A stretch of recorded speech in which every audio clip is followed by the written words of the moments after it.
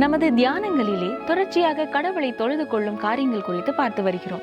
இந்த நாளிலும் தொழுது கொள்பவர் எப்படி இருக்க வேண்டும், அவர் தொழுது கொள்ள செல்லும் போது எவ்வாறு செல்ல வேண்டும் என்பதை குறித்து காணப்போகிறோம். வாருங்கள் தியானத்திற்குள்ளாக செல்வோம்.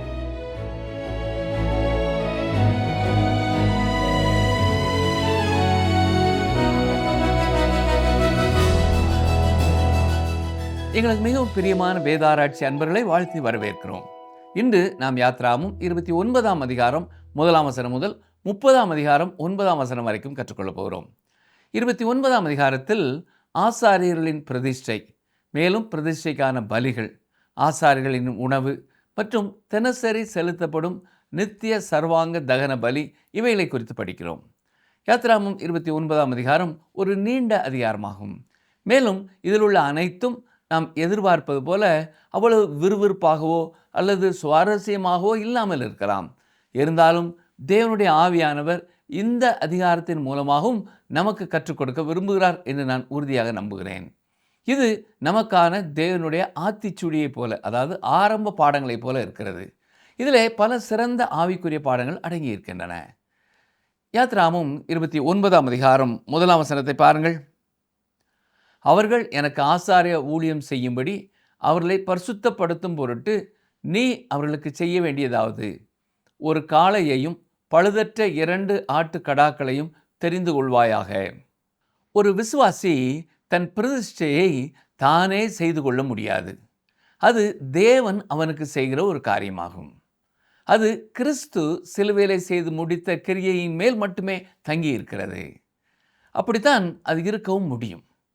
யாத்ராமும் 29ஆம் அதிகாரம் 2 முதல் 4 வசனங்களை பாருங்கள். புளிப்பில்லா அப்பத்தையும் எண்ணெயிலே பிசைந்த புளிப்பில்லா அதிரசங்களையும் எண்ணெய் பூசப்பட்ட புளிப்பில்லா அடைகளையும் கோதுமையின் மெல்லிய மாவினால் பண்ணி அவைகளை ஒரு கூடையிலே வைத்து கூடையோடே அவைகளையும் காளையையும் 2 ஆட்டுக்கடாக்களையும் கொண்டு வந்து ஆரோனையும் அவன் குமாரரையும் ஆசரிப்பு கூடாரத்தின் வாசல் முன்பாக சேர பண்ணி அவர்களை தண்ணீரினால் கழுவி. இந்த கழுவுதல் என்பது மறுபடியும் பிறத்தலுக்கு ஒரு அடையாளமாய் இருக்கிறது. தீத்து 3ஆம் அதிகாரம் 5ஆம் வசனம் நமக்கு இதை இவ்வாறு கூறுகிறது. நாம் செய்த நீதியின் கிரியைகளின் நிமித்தம் அவர் நம்மை ரட்சியாமல் தமது இரக்கத்தின்படியே மறு ஜென்மம் முழுக்கினாலும் பரிசுத்த ஆவியினுடைய புதிதாக்குதலினாலும் நம்மை ரட்சித்தார். இந்த வேத பகுதியில் குறிப்பிடப்பட்டுள்ள கழுவுதல் மறுபடியும் பிறப்பதோடு தொடர்புடையது. ஆனால் தொட்டி என்பது முற்றிலும் மாறுபட்ட மற்றொரு வகையான கழுவுதலை குறிக்கிறது. இப்பொழுது மோசே ஆரோனுக்கு அந்த ஆடைகளை அணிவிக்கப் போகிறார். கவனியங்கள், வாசிக்கிறேன். யாத்ராமும் 29:5 முதல் 9 வரை.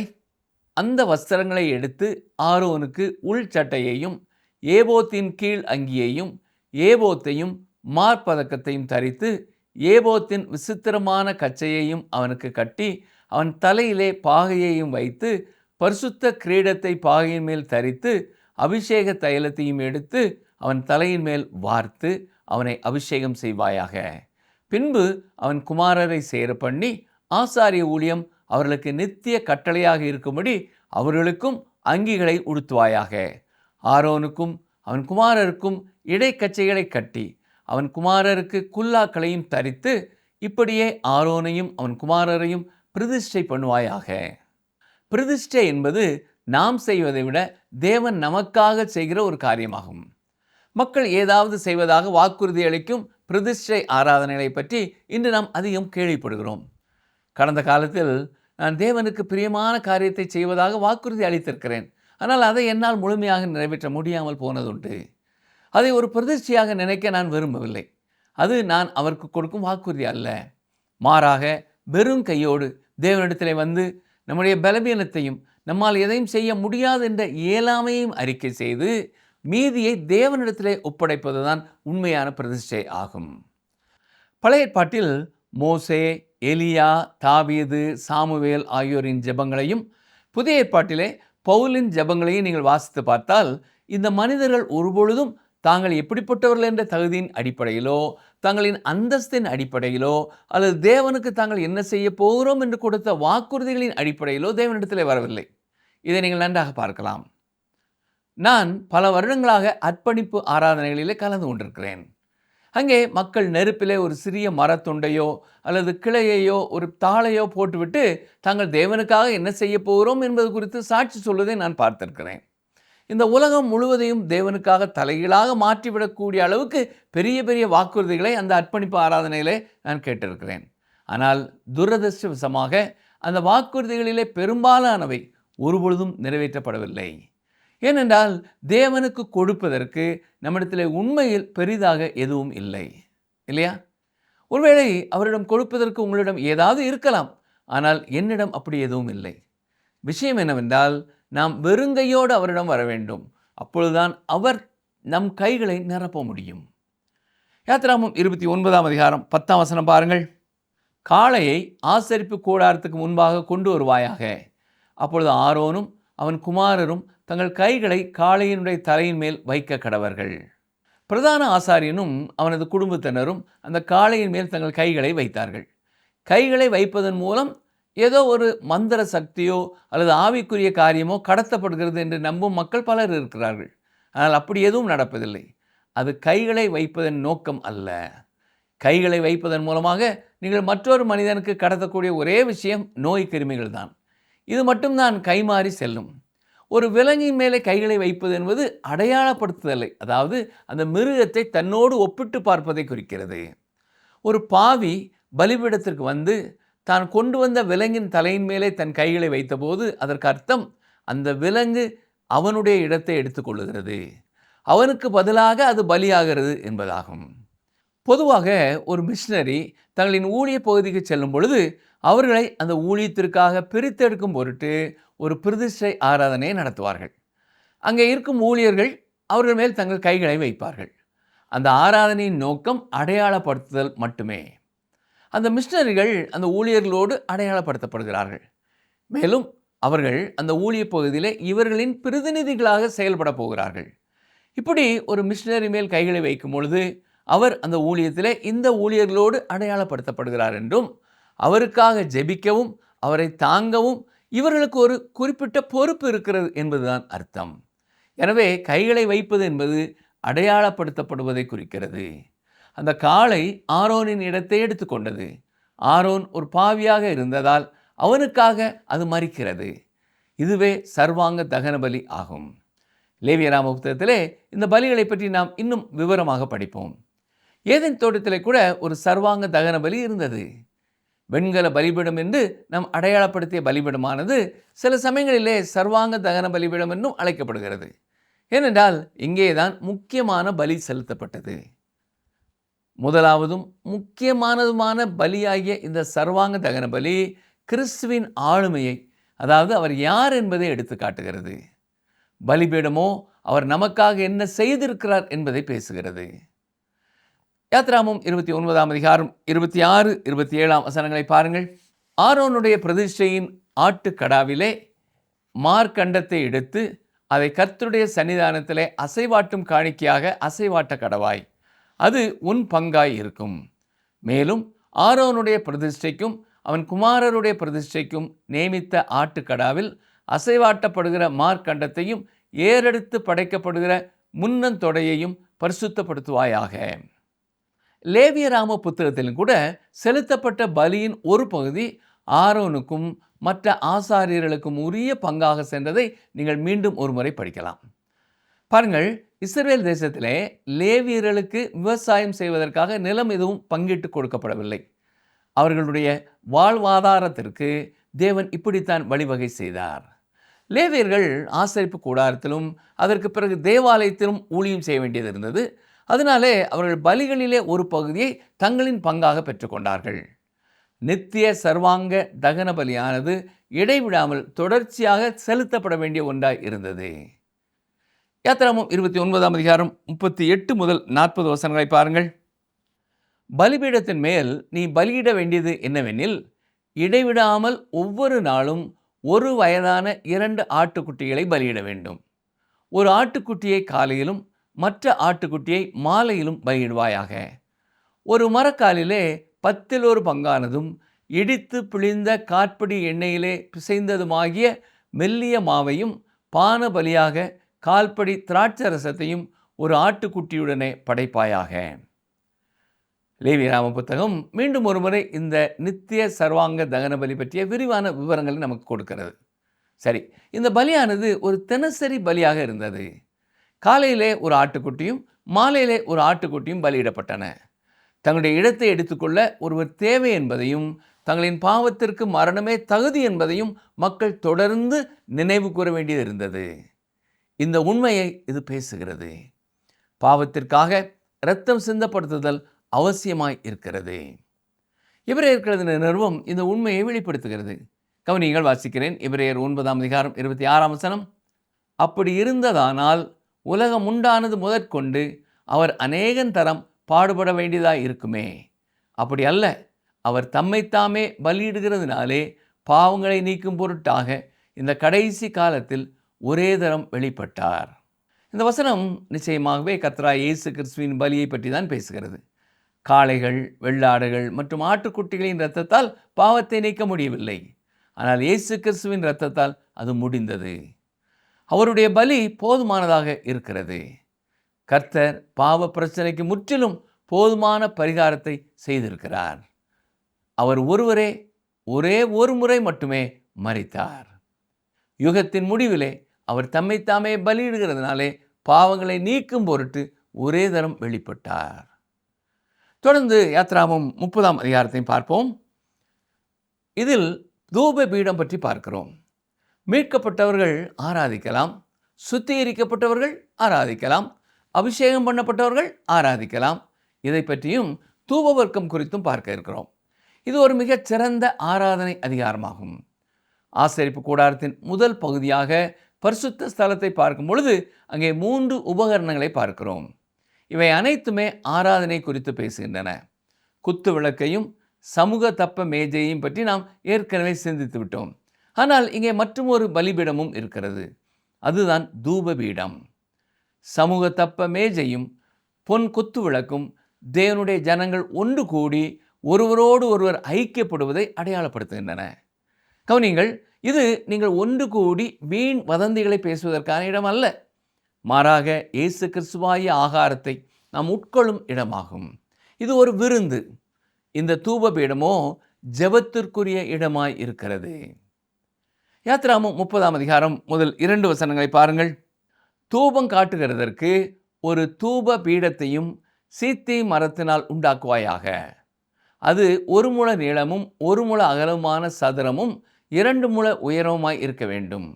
அதன் கொம்புகள் அதனோடே ஏகமுமாய் இருக்க வேண்டும். இந்த கட்டளைகள் இது ஒரு சிறிய பலிபீடம் என்பதை நமக்கு சொல்கின்றன. யாத்ராகமம் 30 3-4 வசனங்களை பாருங்கள்.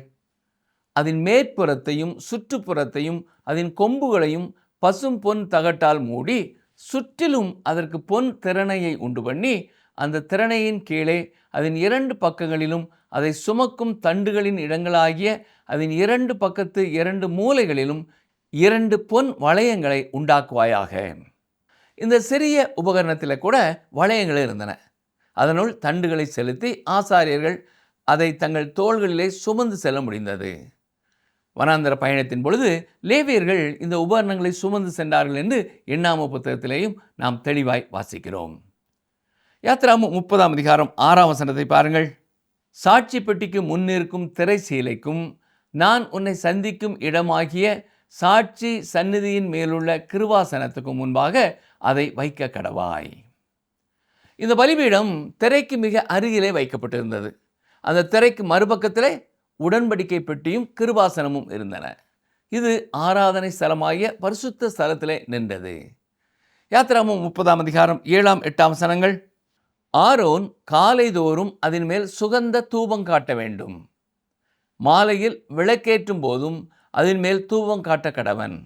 விளக்குகளை விளக்கும் போதும் அதன் மேல் தூபம் காட்ட வேண்டும். உங்கள் தலைமுறை தோறும் கர்த்தருடைய சந்நிதியிலே காட்ட வேண்டிய நித்திய தூபம் இதுவே. இது பலி செலுத்துவதற்கான ஒரு பலிபீடம் அல்ல. யாத்ராகமம் 30 வசனத்தை பாருங்கள். அதன் மேல் அந்நிய தூபத்தை ஆகிலும் தகன பலியை ஆகிலும் போஜன பலியை ஆகிலும் படைக்க வேண்டாம். அதன் மேல் பான பலியை ஊற்றவும் வேண்டாம். இந்த பலிபீடத்தின் மேலே தூபம் மட்டுமே காட்டப்பட வேண்டும். அதுவும் ஒரு குறிப்பிட்ட வகையான தூப வர்க்கம் மட்டுமே இங்கே பயன்படுத்தப்பட வேண்டும். ஆசாரியர்கள் குத்துவிளக்கின் விளக்குகளை ஏற்றும் பொழுதெல்லாம் உள்ளே சென்று தூபம் காட்டுவார்கள். இந்த பலிபீடம் ஜெபத்தை குறித்து பேசுகிறது. வேத புத்தகத்திலே பல இடங்களிலே தூபமானது ஜெபம் மற்றும் துதியின் அடையாளமாக பயன்படுத்தப்பட்டிருப்பதை நாம் பார்க்கலாம். சங்கீதம் 141:2 தாவீது என் ஜெபம் உமக்கு முன்பாக தூபமாகவும் என்று கூறியிருக்கிறார். வெளிப்படுத்தின விசேஷ புத்தகத்திலேயும் தூபம் குறித்த இந்த சித்திரத்தை நாம் பார்க்கலாம். வெளிப்படுத்தின விசேஷம் 8:3 பாருங்கள். வேறொரு தூதனும் வந்து தூபம் காட்டும் பொற்கலசத்தை பிடித்து பலிபீடத்தின் படியிலே நின்றான். சிங்காசனத்திற்கு முன்பாக இருந்த பொற்பீடத்தின் மேல் சகல பரிசுத்தவான்களுடைய ஜெபங்களோடும் செலுத்தும்படி மிகுந்த தூபவர்க்கம் அவனுக்கு கொடுக்கப்பட்டது. லூக்கா 1:9 நமக்கு இவ்வாறு கூறப்பட்டிருக்கிறது. ஆசாரிய ஊழிய முறைமையின்படி அவன் தேவாலயத்துக்குள் பிரவேசித்து தூபம் காட்டுகிறதற்கு சீட்டை பெற்றான். சகரியா லேவி கோத்திரத்தைச் சேர்ந்தவராக இருந்து தேவாலயத்திலே ஊழியம் செய்து வந்தார். இந்த வசனத்தின்படி அவர் தூப பீட தண்டையிலே ஊழியம் செய்து கொண்டிருந்தார். அது ஜெபம் பண்ணும் வேளையாக இருந்தது. மருத்துவராகிய லூக்கா புதிய ஏற்பாட்டை கால வரிசைப்படி, அதாவது சகரியா தூப பீட தண்டையிலே இருக்கும் காட்சியுடன் தான் தொடங்குகிறார். வேறு வார்த்தைகளில் சொல்ல வேண்டுமென்றால், தேவன் தமது 400 ஆண்டு கால மௌனத்தை கலைத்து இந்த தூப பீட தண்டையிலே தான் சகரியாவுக்கு ஒரு செய்தியை கொடுப்பதன் மூலம் பேசத் தொடங்கினார். எனவே இந்த தூப வர்க்கமானது நமக்காக பரிந்து பேசுகிறவராகிய கர்த்தராகிய இயேசு கிறிஸ்துவுக்கு நிழலாட்டமாய் அல்லது அடையாளமாய் இருக்கிறது. ஆரோன் ஆராதனை ஸ்தலத்திலே ஊழியம் செய்தான்.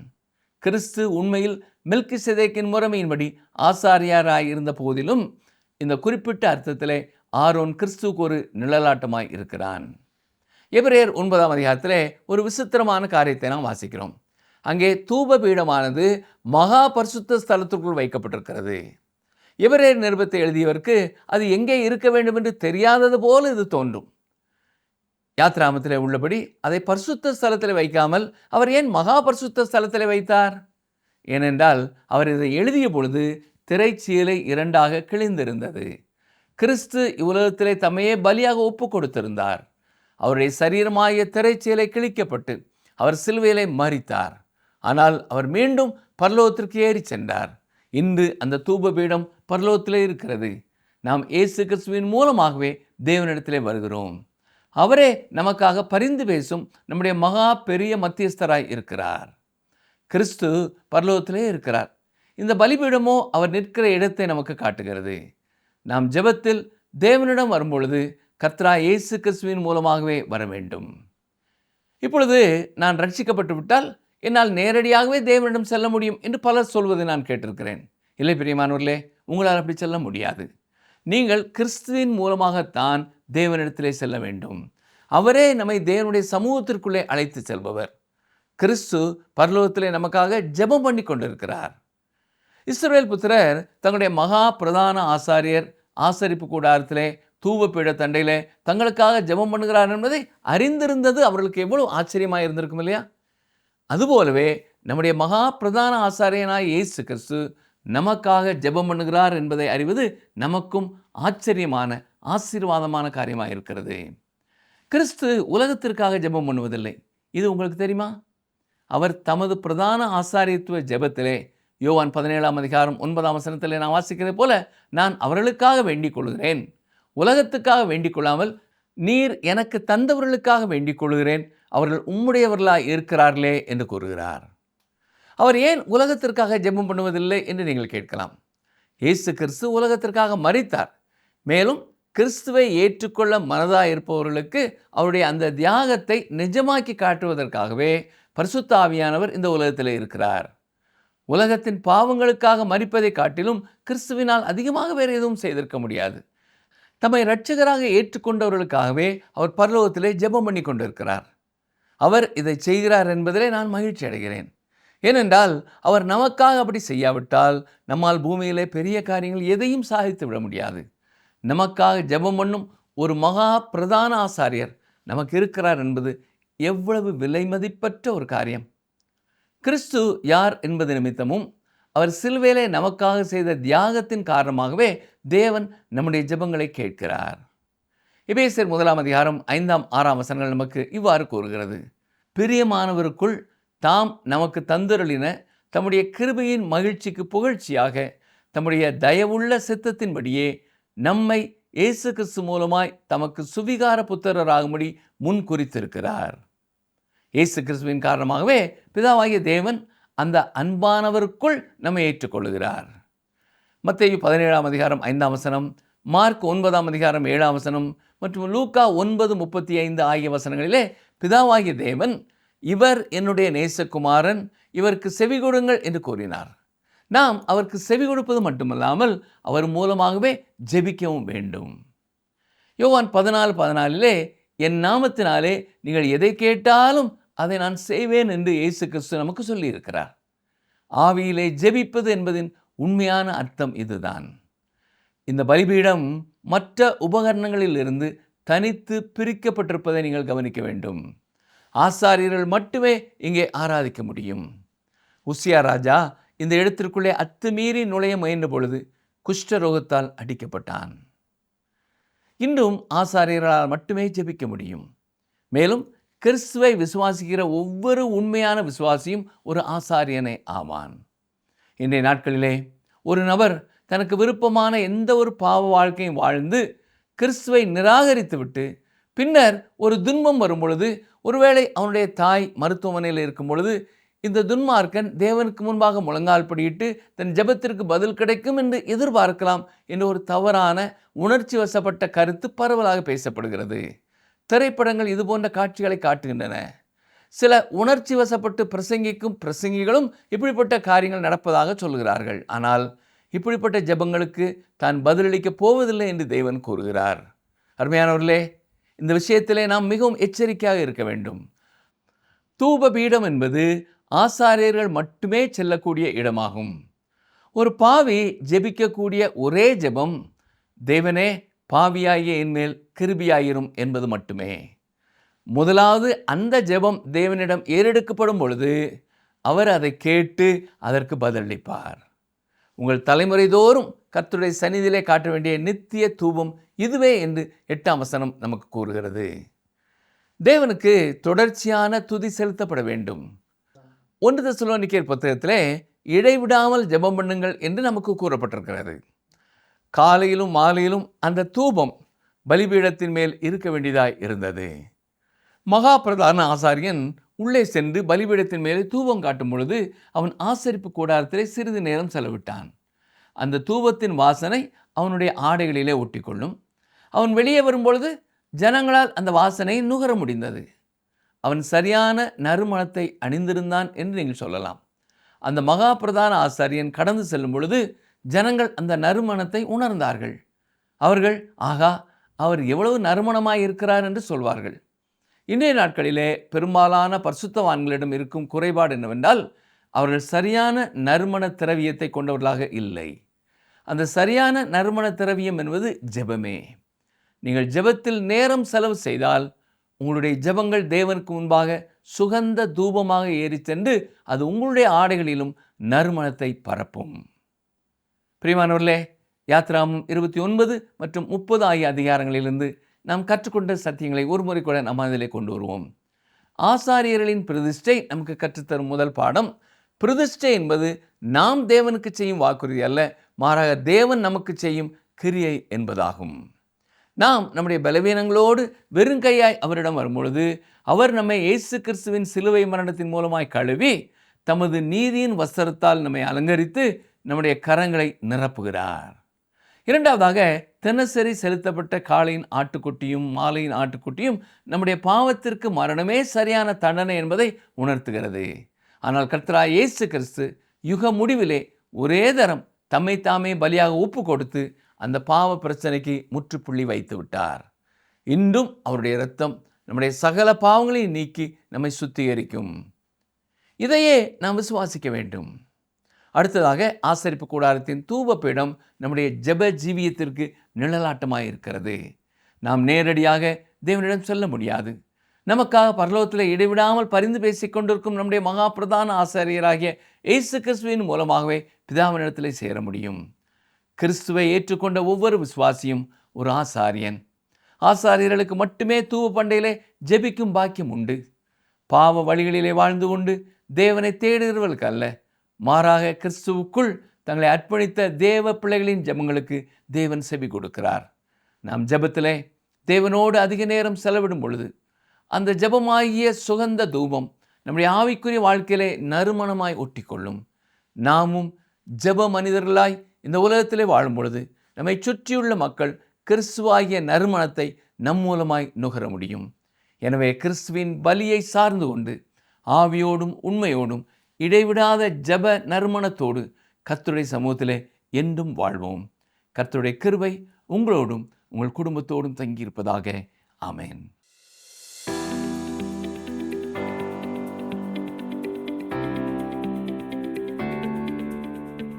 எதன் மூலமாக ஆரோன் அபிஷேகம் பண்ணப்பட வேண்டும்? எதன் மூலமாக ஆரோன் அபிஷேகம் பண்ணப்பட வேண்டும்? ஆப்ஷன் ஏ அபிஷேக தைலம், ஆப்ஷன் பி எண்ணெய், ஆப்ஷன் சி பாகை.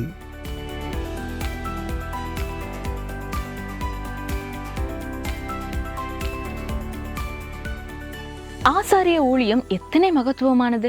அவர்களின் ஒவ்வொரு பணிக்கும் தேவாதி தேவனே வரைவு கொடுத்துள்ளார். இவை அனைத்தும் பின்னால் வரப்போகும் இரட்சகராகிய ஆண்டவர் இயேசு கிறிஸ்துவின் நிழலாட்டமே. ஆதியாகமம் முதல் மல்கியா வரை ஆண்டவர் இயேசு கிறிஸ்து அருளப்போகும் ரட்சிப்பை குறித்து கூறப்பட்டுள்ளதே. இப்படிப்பட்ட ரட்சிப்பை குறித்து நாம் கவலையீனமாக இருக்கலாமா? இந்த நிகழ்ச்சி உங்களுக்கு பிடிச்சிருக்கா? அப்ப இப்பவே மிஸ்டர் கால் கொடுங்க. பரிசு வெல்றது நீங்களாவும் இருக்கலாம்.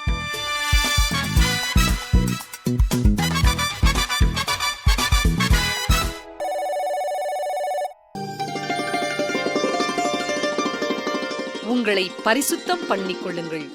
நாளைக்கு கர்த்தர் உங்கள் நடுவிலே அற்புதங்களை செய்வார். யோசுவா 3:5.